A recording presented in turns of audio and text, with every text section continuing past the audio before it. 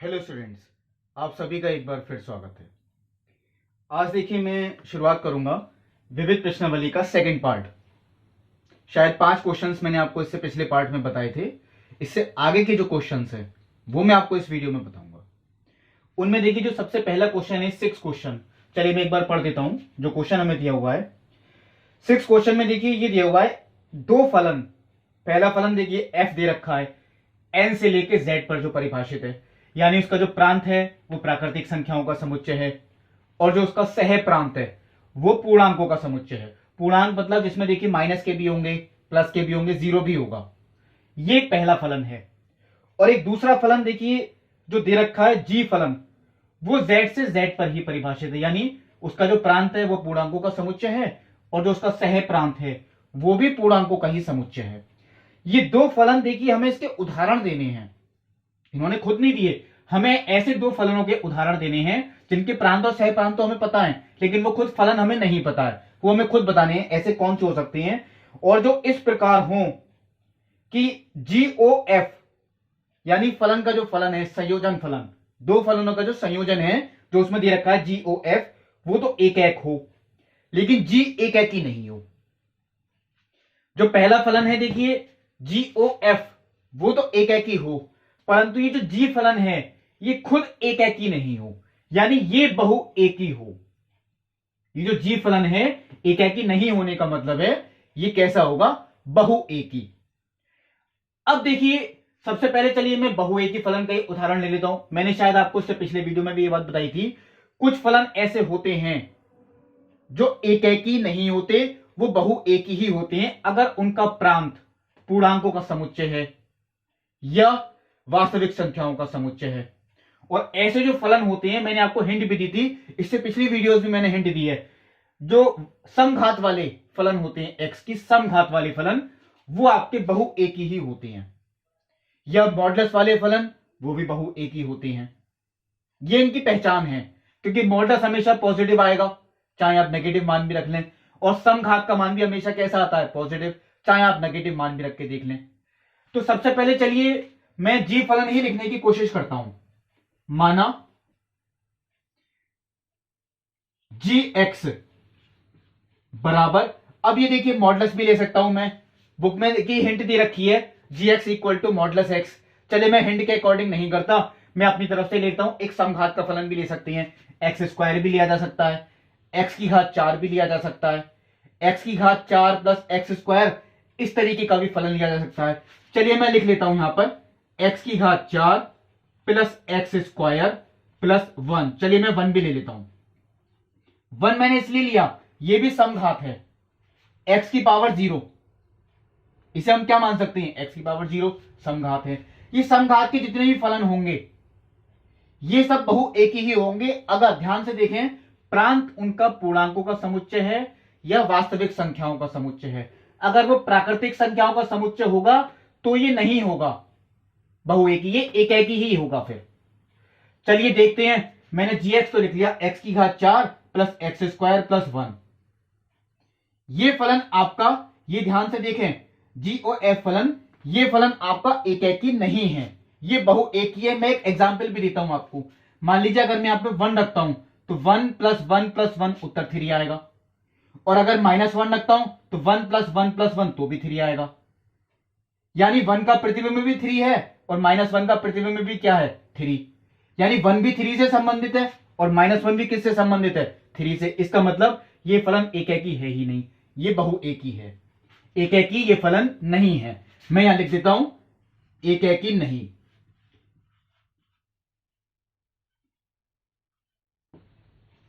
अब आते हैं फलन f, इसका कौन सा उदाहरण है,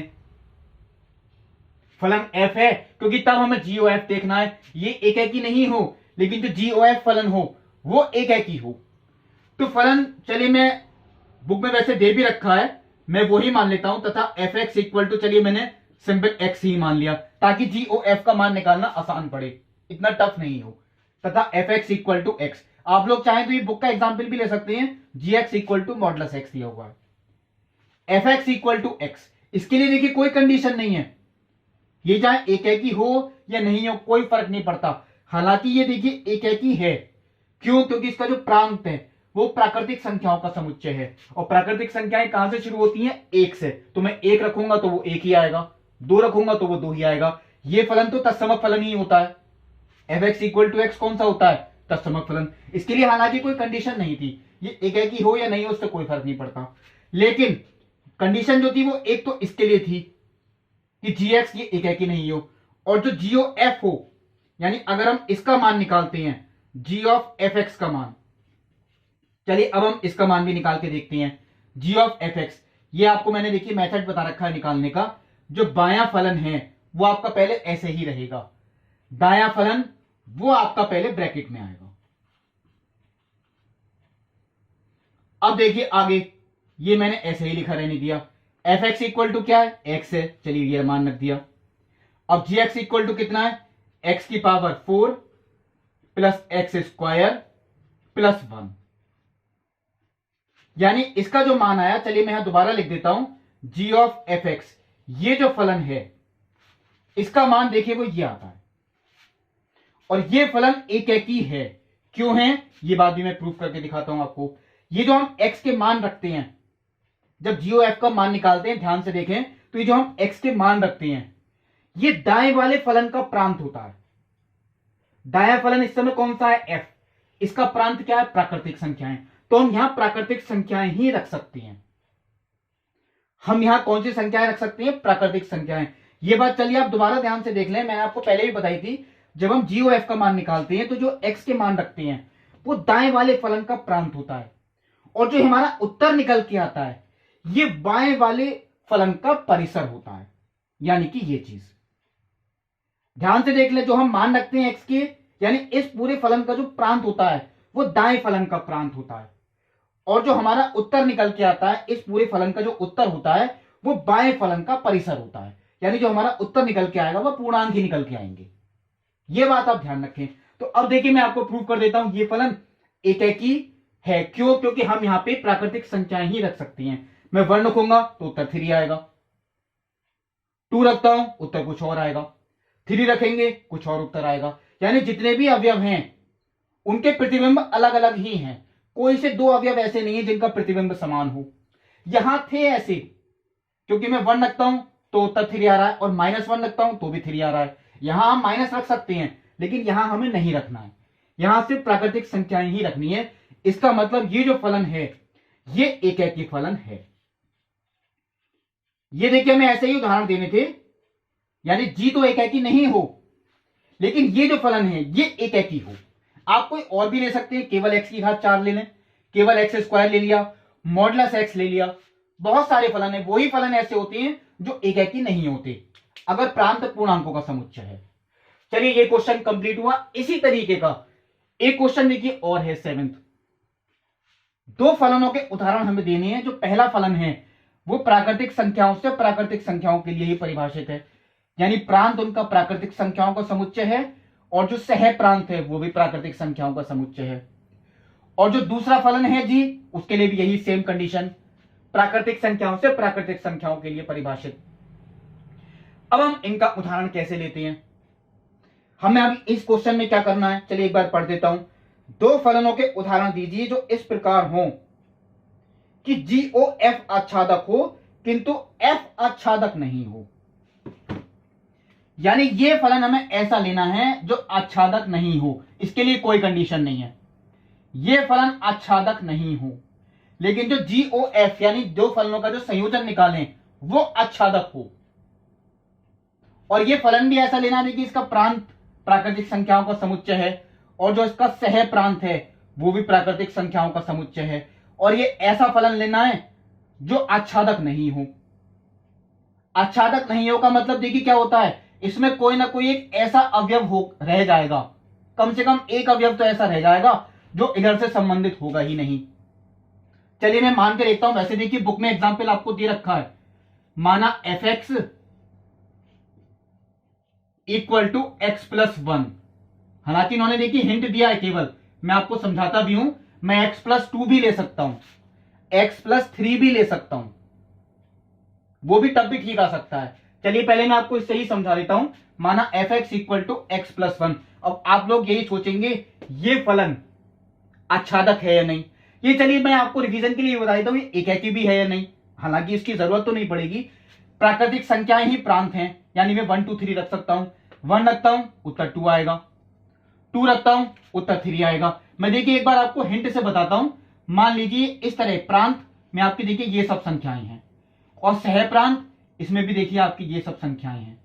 अगर मैं 1 रखता हूं उत्तर आपका 2 आ रहा है, 2 रखते हैं उत्तर 3 आ रहा है, 3 रखते हैं उत्तर कितना आ रहा है 4, 4 रखेंगे उत्तर कितना आएगा 5, आगे की संख्याएं। तो देखिए प्रांत की सभी संख्याएं जो भी हैं वो उनमें कोई भी दो अवयव ऐसे नहीं है जिनका प्रतिबिंब समान हो।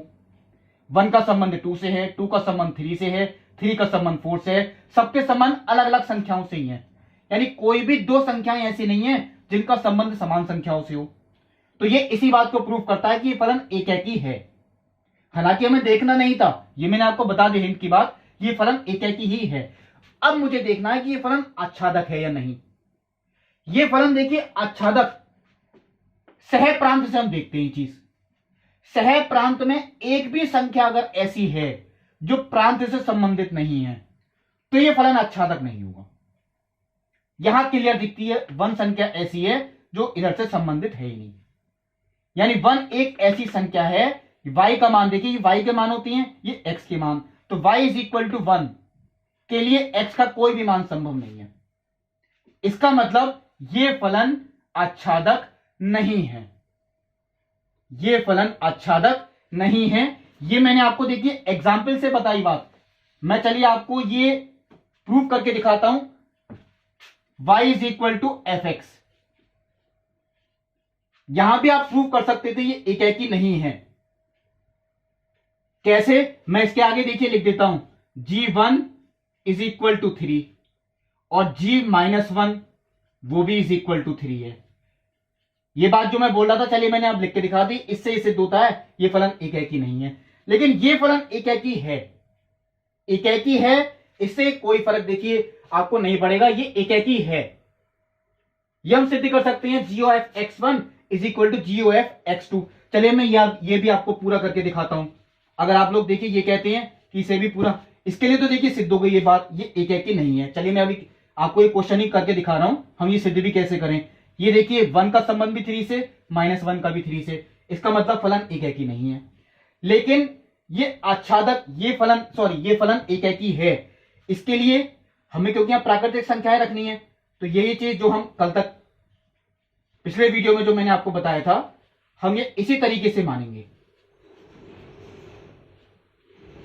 माना fx1 is equal to fx2, f तो नहीं ले सकता क्योंकि फलन अब क्योंकि ये है, इसका मतलब x1 की पावर 4 प्लस x1 का square plus 1 is equal to x2 की पावर 4 प्लस x2 का स्क्वायर प्लस 1।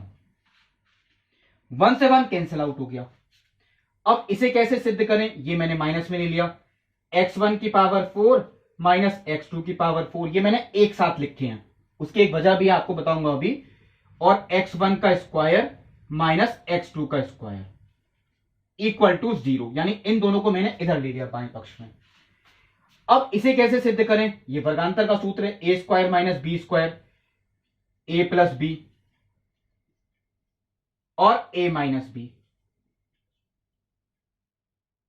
प्लस ये चीज देखिए मैंने ऐसे ही लिखी रहने दी, ये चीज कॉमन आती है, x1 का स्क्वायर माइनस x2 का स्क्वायर, और ब्रैकेट में क्या बचेगा, x1 square plus x2 square plus 1, क्योंकि ये चीज मैंने कॉमन ले ली तो यहां 1 बचा, और ये भी कॉमन ले लिया, ये इस तरह से इक्वल टू 0। अब देखिए इसके भी गुणनखंड हो सकते हैं, ये भी चलिए मैंने वर्गांतर का सूत्र लगा के किया, x1 minus x2, x1 plus x2, और ये मैंने ऐसे ही लिखा छोड़ दिया क्योंकि इसके गुणनखंड पॉसिबल नहीं है। अब देखिए या तो ये 0 के इक्वल होगा, अगर ये 0 के इक्वल होता है तो आपका आंसर आता है x1 is equal to x2। अब ये अकेला यही आंसर होगा या ये भी हो सकते हैं, देखिए ये अगर 0 के इक्वल होगा तो क्या आता है, x1 plus x2 equal to 0, ये पॉसिबल है ही नहीं। क्यों नहीं है, क्योंकि मैंने आपको बताई थी ये x1 और x2 ये प्रांत के अवयव हैं, और प्रांत क्या है? दाएं फलन का जो प्रांत, यानी कि प्राकृतिक संख्याएं, यानी x1 और x2 ये नेचुरल नंबर्स यानी कि प्राकृतिक संख्याएं, और दो प्राकृतिक संख्याओं का योगफल कभी भी जीरो नहीं हो सकता।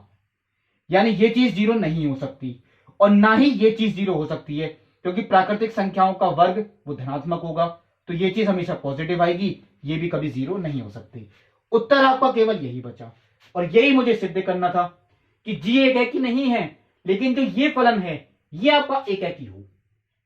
ये अब देखिए क्वेश्चन चलिए पूरा हुआ। अब मैं आपको ये वाला बताता हूं, ये फलन आच्छादक नहीं है कैसे? y is equal to f x, हम इसी से ही सिद्ध करते हैं ये चीज। और यहां पे x जो होता है, यहां ध्यान रखेंगे x बिलोंग्स टू n है, यानी x एक प्राकृतिक संख्या है, क्योंकि x हमेशा प्रांत का अवयव होता है और y हमेशा किसका होता है? सह प्रांत का। अब इसका मतलब क्या है? y is equal to f x, और एफ एक्स मैंने क्या लिया है? x plus one. चलिए ये भी जैसे अभी तक करते आए हम क्वेश्चन, हम x का मान निकालते हैं y के पदों में, यानी x equal to y minus one. अब y का अगर एक भी मान ऐसा है जिसके लिए x प्राकृतिक संख्या नहीं आती है, तो वो इस फलन को आच्छादक ये नहीं होगा आच्छादक, ये इस बात का प्रूफ हो जाएगा। हम y का एक भी मान अगर ऐसा दे दें जिसके लिए x प्राकृतिक संख्या नहीं आ रही हो, तो ये फलन आच्छादक नहीं प्रूफ हो जाएगा, यानी ये इस बात का प्रूफ है कि फलन आच्छादक नहीं है। क्या कौन सा मान है ऐसा? y is equal to one, और वन इसमें, क्योंकि y का भी हमें ऐसा मान लेना है जो प्राकृतिक संख्या ही हो, तो y का मान ऐसा अकेला मुझे ये लगता है y is equal to one, और y इज इक्वल टू अगर वन है तो x इक्वल टू कितना आएगा? जीरो, और x हमें कैसी चाहिए? प्राकृतिक संख्या, लेकिन इसका मतलब ये चीज तो गलत है फिर, यानी y का एक मान ऐसा है वन, सह प्रांत में y का एक मान ऐसा है जिसके लिए x का कोई भी मान संभव नहीं है, क्योंकि x प्राकृतिक संख्या है, वो उसमें होगा ही नहीं। इसका मतलब है हमने ये एग्जांपल देखी, इस बात का प्रूफ हुआ कि y is equal to one के लिए x का कोई भी मान संभव नहीं है। इसका मतलब आप लोग वही लाइन लिखेंगे, सह प्रांत का प्रत्येक अवयव प्रांत से संबंधित नहीं है। इससे सिद्ध होता है कि फलन f आच्छादक नहीं है। चलिए ये तो मैंने आपको बता दी कि हमने एक ऐसा एग्जाम्पल ले लिया कि फलन f आच्छादक नहीं है, लेकिन g फलन ऐसा लेना है कि जब हम g और f का मान निकालें तो वो आच्छादक हो।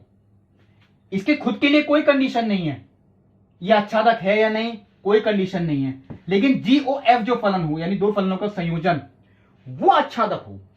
तो चलिए पहले मैं gx फलन को ही लेता हूं। चलिए जो बुक में दे रखा है मैं एक बात बता देता हूं, बुक में इसी तरीके से दिया x माइनस वन, अगर x बड़ा है एक से, और gx इक्वल टू, देखिए बुक में जो दे रखा है शायद फलन वो यही दे रखा है x माइनस वन, हाँ, इक्वल टू वन, यदि x बराबर है एक से,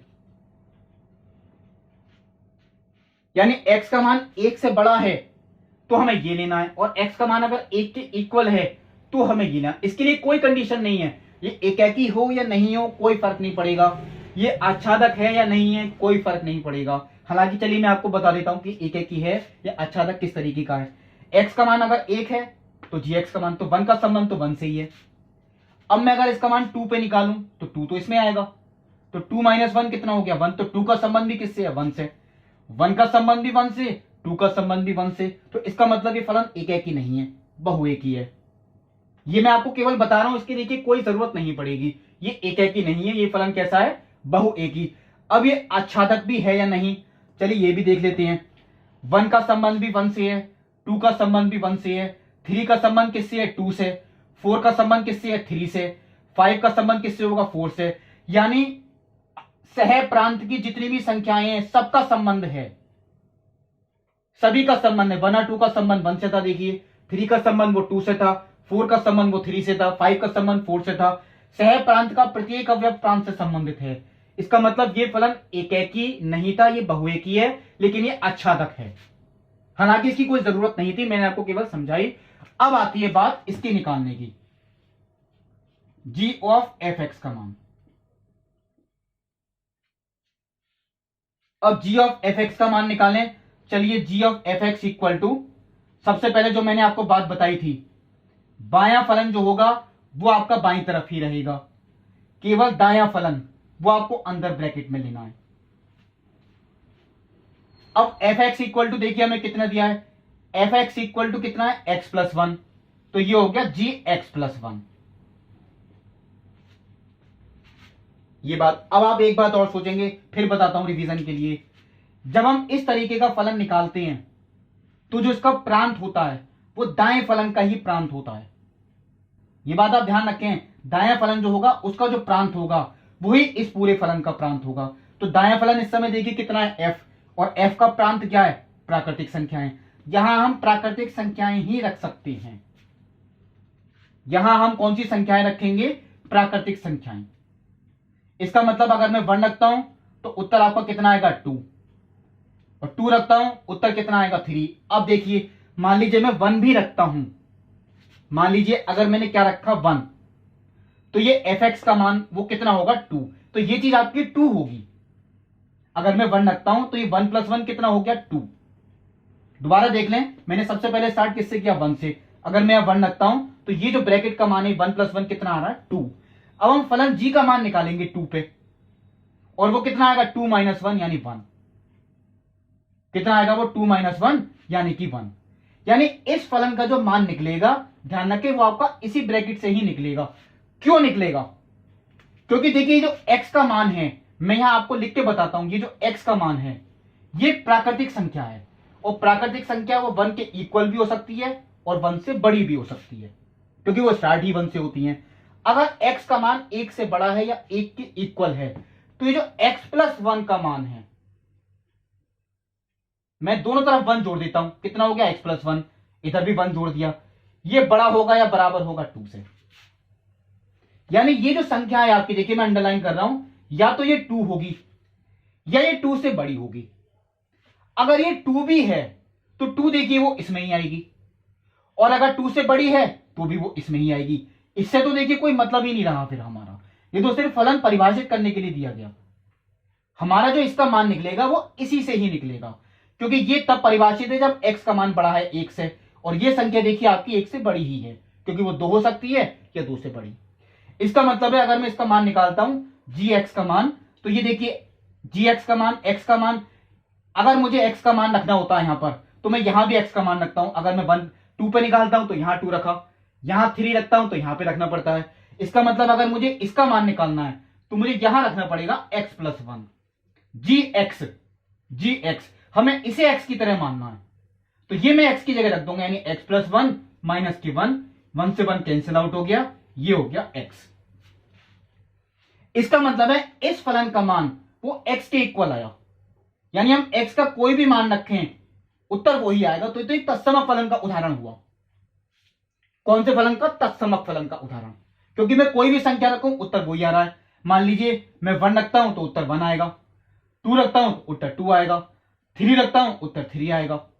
तो ये फलन तो आच्छादक ही है, क्योंकि मैं कोई भी संख्या रख रहा हूं, उत्तर आपका सह प्रांत का प्रत्येक अवयव प्रांत से संबंधित है। सह प्रांत का प्रत्येक अवयव प्रांत से संबंधित है। ये तो बहुत सिंपल हो गया। इसका मतलब ये फलन, और अगर आप ये प्रूव करके दिखाना चाहते हैं कि ये फलन आच्छादक है, तो वही माना y इज इक्वल टू, चलिए मैं आपको करके दिखा देता हूं। माना अब मैं ये प्रूव करके दिखा रहा हूं कि ये जो फलन है ये आपका आच्छादक फलन है। माना y is equal to g of fx, क्योंकि आप यही मानते हैं, बस fx की जगह ये चीज आ गई है। इसका मतलब y इज इक्वल टू कितना हो गया x, क्योंकि इसका मान कितना निकाला हमने x, यानी x का मान equal to y, x equal to कितना है y। अब y का कोई भी मान ऐसा है, अगर हम ये प्रूव कर दें जिसके लिए x एक प्राकृतिक संख्या ना हो, क्योंकि मैं यहां देखिए लिख देता हूं x बिलोंग्स टू n है, जैसे मैंने ऊपर लिख के दिखाया। y का कोई भी मान ऐसा है जिसके लिए x प्राकृतिक संख्या नहीं आ रही हो, ऐसा है ही नहीं कोई, क्योंकि y का मान मैं 1 रखता हूं तो उत्तर 1 आएगा, y का मान 2 रखता हूं तो उत्तर, x का कोई मान ही ऐसा नहीं है। यानी y के प्रत्येक मान के लिए x का कोई ना कोई मान संभव है, अर्थात सह प्रांत का प्रत्येक अवयव प्रांत से संबंधित है। मैं आपको देखिए इधर क्यों लगा रहा हूं, मैंने आपको यही बात बताई, इसका जो प्रांत होता है वो दाएं फलन का प्रांत, और जो इसका परिसर होता है वो बाएं फलन का परिसर। तो सह प्रांत का प्रत्येक अवयव प्रांत से संबंधित है। इससे सिद्ध होता है कि फलन GOF ये एक आच्छादक फलन है। यही आपको उदाहरण देने थे। अब देखिए मैंने जो आपको बात बताई थी, हम x+2 भी ले सकते हैं। अगर मैं x+2 लेता हूं तो यहां आप x-2 ले लीजिए। इस तरीके से करके देख लें, x बड़ा है 2 से और बाकी बराबर 1 के, वो कंडीशन अलग दिखा दीजिए। ऐसे बहुत से उदाहरण हो सकते हैं, मैंने आपको बुक वाला ही बता दिया है। यानी फलन f ये तो आच्छादक नहीं है, लेकिन ये जो GOF फलन है ये एक आच्छादक फलन है। चलिए ये क्वेश्चंस मैंने आपको बताए। अब अगला क्वेश्चन देखते हैं वो किस तरीके का है। अब देखिए जो क्वेश्चन नंबर 8 आपको दिया गया है वो इसी तरीके का एक क्वेश्चन है जो आपने प्रश्नावली 1.1 में तुल्यता संबंध के क्वेश्चंस जो किए हैं उसी से संबंधित है। चलिए एक बार मैं पढ़ भी देता हूं। एक अरिक्त समुच्चय x, अरिक्त का मतलब जो रिक्त ना हो, यानी इसमें कम से कम एक अवयव तो जरूर होगा, ज्यादा भी हो सकते हैं। एक अरिक्त समुच्चय x दिया हुआ है, px जो कि x के समस्त उप समुच्चयों का समुच्चय है, पर विचार कीजिए। ये बात आप 11वीं क्लास में पढ़ चुके हैं। ये जो px समुच्चय होता है, इस समुच्चय के सभी उप समुच्चयों का जो समुच्चय होता है, यानी कि घात समुच्चय, पावर सेट, p का मतलब ही पावर से है, यहां पे पावर सेट ऑफ x, यानी इसके जितने भी उप समुच्चय हैं उन सभी उप समुच्चयों को अगर एक समुच्चय बना दिया जाए तो वो कहलाता है px, यानी कि घात समुच्चय। और वो कितने भी हो सकते हैं, इसका देखिए नियम मैंने बता रखा है। किसी समुच्चय में अगर n अवयव हैं तो उसके टोटल उप समुच्चय होते हैं 2 की पावर n, यानी अगर इसमें मान लीजिए 4 अवयव हैं तो उसके 2 की पावर 4, तो उसके 16 उप समुच्चय होंगे। उन सबके 16 के 16 उप समुच्चयों को अगर मैं एक ब्रैकेट में लिख दूं तो वो होगा px का मान, यानी कि घात समुच्चय।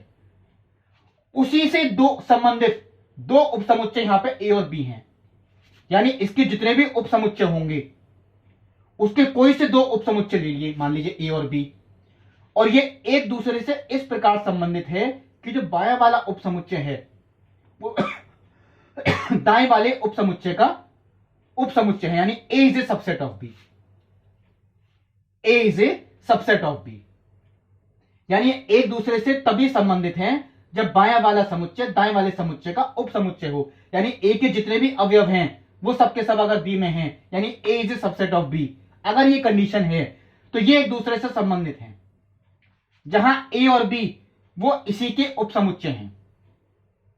अब ये संबंध हमें देखना है कि तुल्यता संबंध है या नहीं, क्योंकि शायद देखिए यही बात है, क्या इसमें एक तुल्यता संबंध है, ये हमें दिखाना है। तो तुल्यता संबंध तो देखिए तभी हो सकता है जब ये स्वतुल्य भी हो, सममित भी हो और संक्रमक भी हो। अगर इन तीनों में से एक भी कंडीशन को ये प्रूफ नहीं कर पाया तो ये संबंध तुल्यता संबंध नहीं होगा। अगर मान लीजिए दो कंडीशन तो कर रहा है प्रूफ लेकिन तीसरी को नहीं कर रहा, तब भी तुल्यता नहीं होगा। चलिए देखते हैं स्वतुल्यता। कोई भी संबंध स्वतुल्य क्या होता है, अगर ये कोई भी अवयव अपने आप से ही संबंधित हो, और ऐसे सभी अवयवों के लिए ये बात सही होनी चाहिए, तो ये स्वतुल्य होता है। स्वतुल्य का मतलब ही क्या है, अपने आप से तुल्य, यानी अपने आप से संबंधित, यानी a, इस तरह की ब्रैकेट और वो भी इसके सभी अवयवों के लिए अगर ये बात सही है तो ये स्वतुल्य होगा। तो इसके लिए देखते हैं a, यानी a is a subset of a। अब ये बात सही है या नहीं, यानी कोई भी समुच्चय अपने आप का उपसमुच्चय होता है, ये बात बिल्कुल सही है, क्योंकि a के जितने भी अवयव हैं वो सबके सब a में होंगे, यानी a is a subset of a, बिल्कुल सही है। ये मैं आगे भी लिख देता हूं, for all a belongs to px, यानी a is a subset of a for all a belongs to px। इसका मतलब क्या है, अगर ऐसा है तो a, ये बिलोंग करेगा R को, यानी इस तरह की जितनी भी ब्रैकेट होंगी वो सब के सब इसमें होंगी फॉर ऑल a। और एक भी अगर हम प्रूव करके दिखा देते तो इसमें नहीं है तो ये स्वतुल्य नहीं होता। For all a belongs to px, इसका मतलब आर जो संबंध है वो एक स्वतुल्य संबंध है।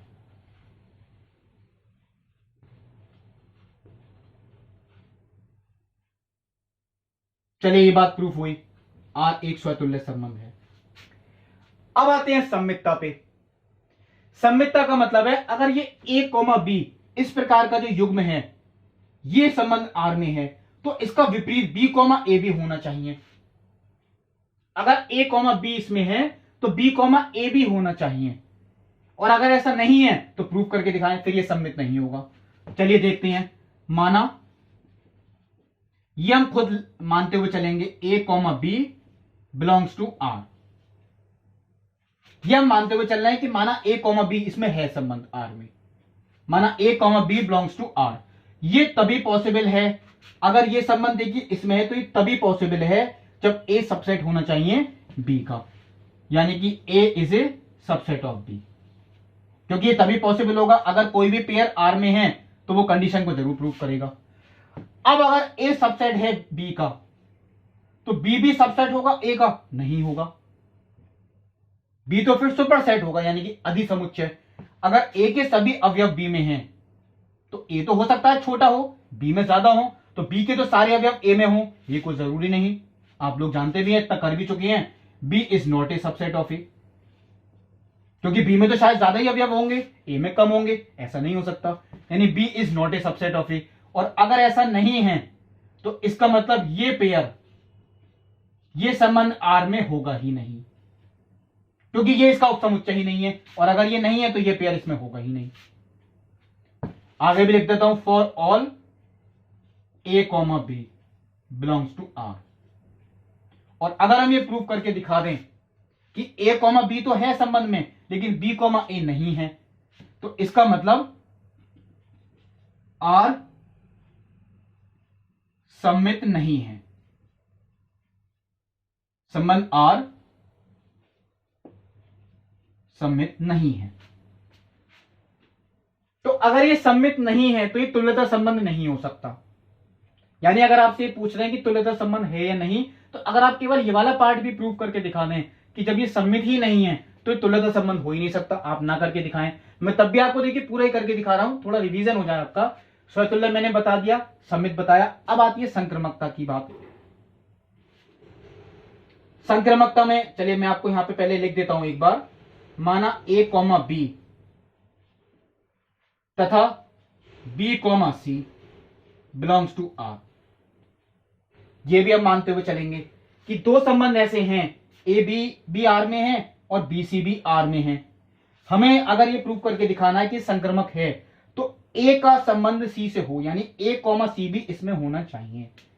अगर हमने ये प्रूव करके दिखा दिया तो ये संक्रमक हो जाएगा। यानी दो युग्म हमें ऐसे लेने हैं जिनके देखिए ये वाले अवयव समान हो, तो हमें प्रूव करके दिखाना है कि ए का संबंध भी सी से होना चाहिए। अगर ऐसा है तो ये संक्रमक हो जाएगा। चलिए देखते हैं। देखिए ये मैं मानता हुआ चल रहा हूं ए कॉमा बी आर में है, तो ये तभी पॉसिबल है जब ए का संबंध बी से हो तथा बी का संबंध किससे हो? सी से। यानी A is a subset of B, B is a subset of C, क्योंकि ये दोनों संबंधित हैं। ये तो हम खुद मानते हुए चल रहे हैं, ए बी भी आर में है और बी सी भी आर में है। ये तो तभी पॉसिबल है जब ए सबसेट हो बी का और बी सबसेट हो सी का। यानी ए के सभी अवयव बी में हैं और बी के सभी अवयव किस में हैं? सी में। तो इसका मतलब तो यही हो गया, ए के सभी अवयव सी में ही होंगे, क्योंकि ए के सारे अवयव बी में हैं और बी के सारे अवयव सी में हैं। इसका मतलब A is a subset of C for all A B C belongs to P X, अगर ये कंडीशन को फॉलो करते हैं। और देखिए अगर हमने ये प्रूव कर दिया कि A is a subset of सी, यानी कि ये चीज, तो ये पेयर आर में होगा। यानी पेयर यहां पे कौन सा बनेगा? A comma C belongs to, ये आर में होगा for all A B B C belongs to R. और अगर हमने देखिए ये प्रूव कर दिया कि ए का संबंध बी से है, बी का संबंध सी से है, तो ए का संबंध भी सी से है, ये बात बिल्कुल ठीक है सभी के लिए। तो इसका मतलब आर एक संक्रमक संबंध है। ये देखिए मैंने आपको केवल रिवीजन के लिए करके दिखाया। स्वतुल्यता, सममितता और संक्रमकता आर एक संक्रमक संबंध है। आप लोग चाहें अगर तुल्यता नहीं प्रूव करके दिखाना है तो केवल यही पार्ट काफी है, क्योंकि जब ये सम्मित ही नहीं है तो इसका मतलब ये तुल्यता संबंध नहीं हो सकता। चलिए देखते हैं जो अगला क्वेश्चन है वो किस तरीके का है। अब देखिए जो अगला क्वेश्चन है वो क्वेश्चन देखिए द्विआधारी संक्रियाओं से संबंधित है, और वो भी एक अरिक्त समुच्चय x के लिए ही है, यानी उसका जो घात समुच्चय है उसके कोई से दो अवयव, यानी कि समुच्चय x के कोई से दो उप समुच्चय a और b, उनके बीच में जो संक्रिया ये दी हुई है a संक्रिया b, यानी a और b जो एक दूसरे से परिभाषित हैं यानी संबंधित है, वो a इंटरसेक्शन b, यानी इसका जो आपका आंसर निकल के आएगा तो a और b का जो कॉमन पार्ट होगा वो इसका आंसर निकल के आएगा a इंटरसेक्शन b। अब इसमें देखिए हमें निकालना क्या है, मैंने दो पार्ट इसमें एक्स्ट्रा भी लिखे हैं। हमें जो इसमें निकालना है देखिए इसका तत्समक अवयव निकालना है और व्युत्क्रमणीय अवयव निकालना है, तत्समक और व्युत्क्रमणीय। ये तो मैंने आपको केवल रिवीजन के लिए लिख दिया कि क्रम विनिमयता इसमें कैसे देखती हैं, साहचर्यता कैसे देखती हैं। क्रम विनिमयता का मतलब है कि ए संक्रिया बी, देखिए ये हम निकालते हैं, और बी संक्रिया ए, इस तरीके से जो भी संक्रिया आपको दे रखी हो इसका मान तो देखिए दे रखा है ए इंटरसेक्शन बी, यानी ए ऑपरेटेड बी वो है ए इंटरसेक्शन बी, और जो बी ऑपरेटेड ए होगा अगर हम इसका मान निकालें तो वो हो गया बी इंटरसेक्शन ए। अब ये अगर इक्वल हैं आपस में तो ये क्रम विनिमय नियम का पालन करती हैं। तो ये तो आपको देखिए बात क्लियर है, ए इंटरसेक्शन बी और बी इंटरसेक्शन ए ये आपस में इक्वल ही होते हैं। इसका मतलब A intersection B is equal to B intersection A for all A B belongs to P X. तो ये इसी बात का प्रूफ है कि ये जो संक्रिया है ये क्रम विनिमय नियम का पालन करती है। क्रम विनिमयता के लिए देखिए हमें यही चीज प्रूफ करके दिखानी है, ए इंटरसेक्शन बी और बी इंटरसेक्शन ए इनके मान आपस में इक्वल आए। अब आती है साहचर्य यानी कि एसोसिएटिव लॉ, साहचर्यता। उसके लिए देखिए हमें यह बात प्रूफ करके दिखानी है। देखिए कम्यूटेटिव लॉ यानी क्रम विनिमय हम प्रूफ कर चुके हैं, लेकिन जो एसोसिएटिव लॉ है साहचर्यता वो हम अब प्रूफ करके दिखाएंगे। ए इंटरसेक्शन बी, अगर इन दोनों का मान बराबर आया तो ये बात प्रूफ हो जाएगी कि ये साहचर्य नियम का भी पालन करते हैं। कैसे? सबसे पहले हम इस ब्रैकेट को ही सॉल्व करेंगे। इसका मान देखिए ये तो मैंने ऐसे ही छोड़ दिया, बी संक्रिया सी इसी फॉलो से बी इंटरसेक्शन सी, इसी रूल को अगर हम फॉलो करें वो ये आता है। अब ये खुद एक समुच्चय है, तो बायां समुच्चय और ये दायां समुच्चय, इसमें अगर हम फिर संक्रिया अप्लाई करें तो A intersection B intersection C, और वो आपका जो निकल के आया वो मैं सीधा ही लिख देता हूं, A intersection B intersection C. चलिए मैं एक बार फिर समझाता हूं। अगर हम इसे सॉल्व करते हैं ए इंटरसेक्शन बी, और फिर अगर हम इसे सॉल्व करें इस पूरे को तो A intersection B intersection C, यानी ये इक्वल हैं आपस में। और अगर ये इक्वल हैं, या आप इसी तरीके से लिख सकते हैं ए, या आप इसी तरह से लाइन लिखते हैं जैसे मैंने लिखी है, for all A B belongs to P X, तो ये साहचर्य नियम का भी पालन करती है। ये भी आती है बात। अब आती है तत्समक, जो कि आपसे पूछा गया है। तत्समक के लिए देखिए आपको एक सूत्र याद, मैंने बताया था वीडियो में, वो याद रखना पड़ेगा। अगर ई एक तत्समक अवयव है तो वो इस रूल को फॉलो करता है, A operated E is equal to A is equal to E operated A. अगर हम ई के साथ इसको ऑपरेट करें, कोई भी समुच्चय है, अगर हम इसके साथ ऑपरेट करें और वापस यही समुच्चय आए उत्तर, तो इस समय जो ये ई होगा समुच्चय, वो तत्समक अवयव होगा इस संक्रिया के लिए। कैसे प्रूव करेंगे, क्या हो सकता है? अगर हम देखिए पहले इस रूल से अगर इसको लिखते हैं, A intersection E is equal to A is equal to E intersection A, यानी ए और ई में जो कॉमन पार्ट है वो ए के ही इक्वल है। यानी इसे हम ऐसा समुच्चय लेंगे जिसका ए के साथ कॉमन पार्ट निकालें तो वापस वो ए ही आए। अब आप लोगों के दिमाग में आएगा इसे हम ए के ही इक्वल ले लें तो वो ए इंटरसेक्शन ए ही होता है, बिल्कुल ठीक है बात, लेकिन इसका मान यूनिक होना चाहिए, यानी ये केवल एक होना चाहिए। अगर मैं अब बी लिखूंगा तो आप लोग कहेंगे फिर बी ले लें, तो वो ऐसा नहीं सबके लिए अलग हो कि ए के लिए तो ए आ रहा है, बी के लिए बी, सी के लिए सी। ये ऐसा अवयव होना चाहिए जो उसको हम सबके साथ लें तो उत्तर समान आना चाहिए, यानी ए के साथ जो ले रहे हैं वही बी के साथ लें, वही सी के साथ लें, इस तरीके से। तो ऐसा जो समुच्चय हो सकता है वो एक्स हो सकता है, क्योंकि ये जितने भी समुच्चय होंगे ए बी सी डी ये एक्स के उप समुच्चय हैं। मैं आपको एक बार लिख के दिखाता हूं, A intersection X is equal to A is equal to X intersection A. क्यों लिख रहा हूं देखिए, दोबारा बताता हूं। ये देखिए सबसे बड़ा समुच्चय यानी सार्वत्रिक समुच्चय, उन सबके ये उप समुच्चय हैं।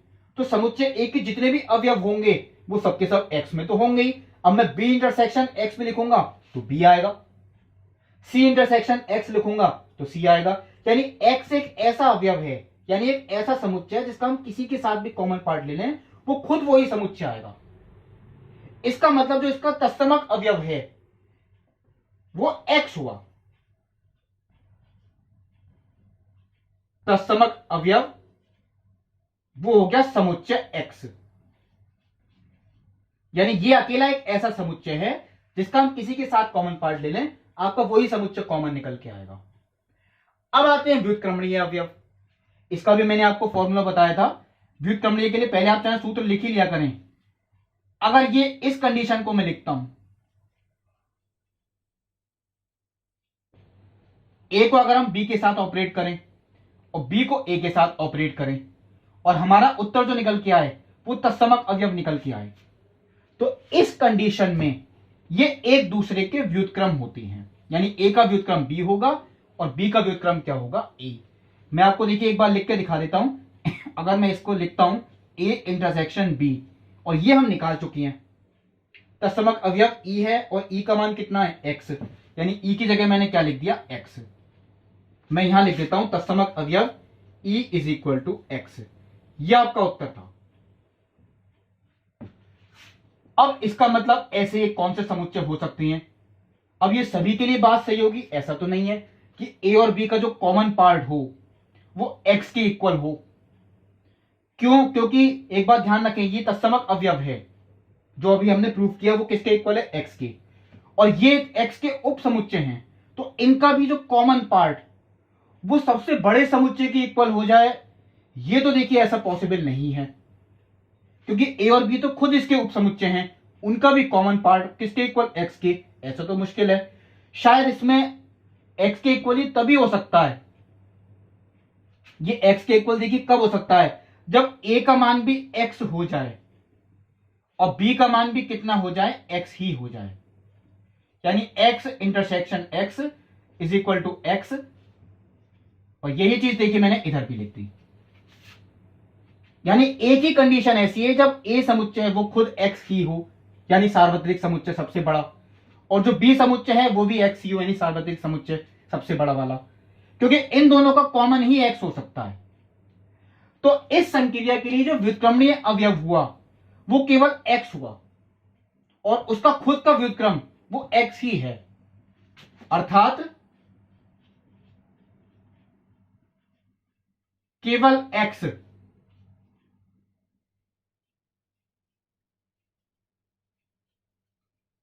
व्युत्क्रमणीय है या व्युत्क्रमणीय अवयव है। शायद देखिए बुक में ऐसे ही लिखा हो, व्युत्क्रमणीय अवयव है, और ये अपने आप का ही इनवर्स है। यानी अगर हम x का इनवर्स निकालें तो वो x के ही इक्वल है। यही बात हमें प्रूफ भी करनी थी। ये था देखिए क्वेश्चन नंबर 9। अब चलिए देखते हैं, शायद आज का लास्ट क्वेश्चन होगा। अब देखिए जो क्वेश्चन नंबर 10, समुच्चय 1 से लेके जो n तक परिभाषित है, इस समुच्चय से स्वयं तक के समस्त आच्छादक फलन। स्वयं तक का देखिए मतलब ये है जो इसका प्रांत है, इस फलन का जो प्रांत होगा वो यही समुच्चय होगा, और जो इसका सह प्रांत है वो भी यही फलन, यही समुच्चय होगा। यानी इसका प्रांत है, देखिए मैंने यहां लिखा भी है, ये प्रांत है और ये सह प्रांत है। स्वयं तक का देखिए मतलब ये होता है प्रांत और सह प्रांत दोनों सेम होंगे। 1 से लेके n तक की प्राकृतिक संख्याएं, 1 से लेके n तक की।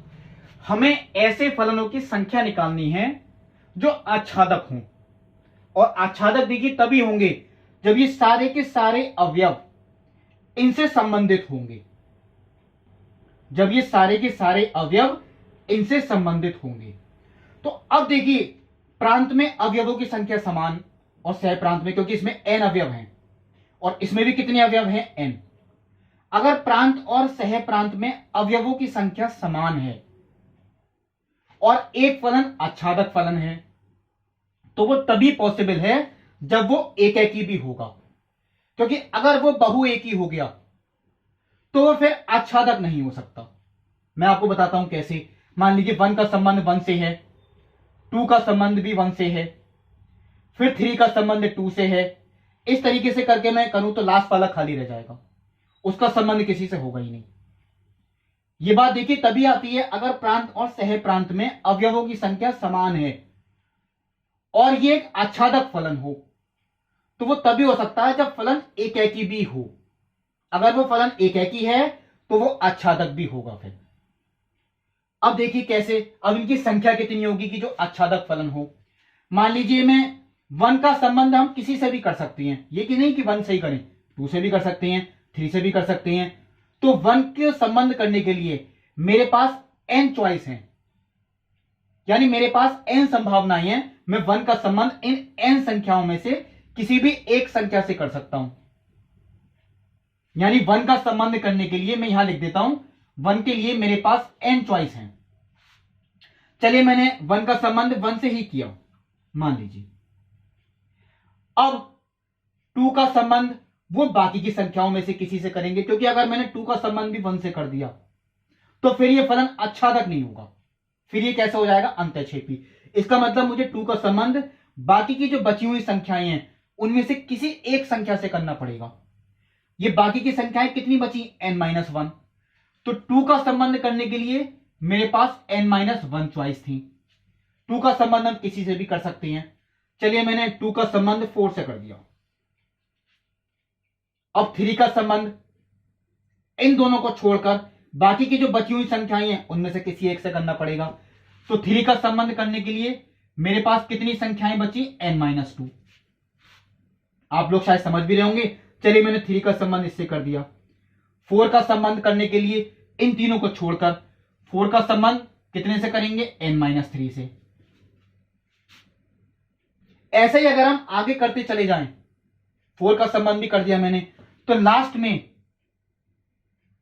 जब हम nवीं संख्या का संबंध करेंगे वो एक संख्या बची होगी केवल।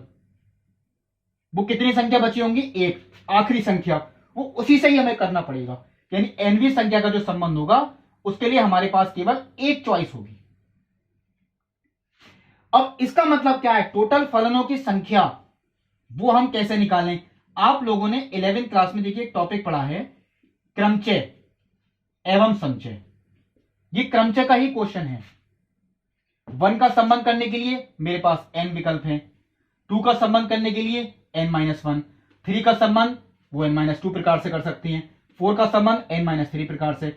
सारे कार्य हमें एक साथ ही करने हैं, क्योंकि हमें फलन पूरा कंप्लीट करना है। तो मुझे 1 का संबंध 2 का संबंध भी करना है। फिर तो जब भी सारे कार्य एक साथ होती हैं उनके प्रकारों के बीच की संख्या में गुणा का चिन्ह होता है, यानी n into n-1 into n-2 into n-3, और ये सो ऑन टू करते हुए लास्ट में 3 इंटू 2 इंटू 1 तक। क्योंकि इससे ऊपर वाली संख्या का 2 प्रकार से होगा, उससे ऊपर वाली संख्या का 3 प्रकार से होगा। वो मैंने यहां लिखते देखिए दिखा दिया, यानी n, n-1, n-2, n-3, 3 to 1। तो n से लेके 1 तक की संख्याओं का गुणनफल या 1 से लेके n तक की संख्याओं का गुणनफल वो होता है फैक्टोरियल n। यानी जो आच्छादक फलनों की संख्या है, और ये केवल आच्छादक ही नहीं है, ये एकेकी भी होंगे। तो अगर आपसे ये भी कहते हैं कि एकेकी आच्छादक फलनों की संख्या ज्ञात कीजिए, तो भी उत्तर आपका ये जाएगा फैक्टोरियल n।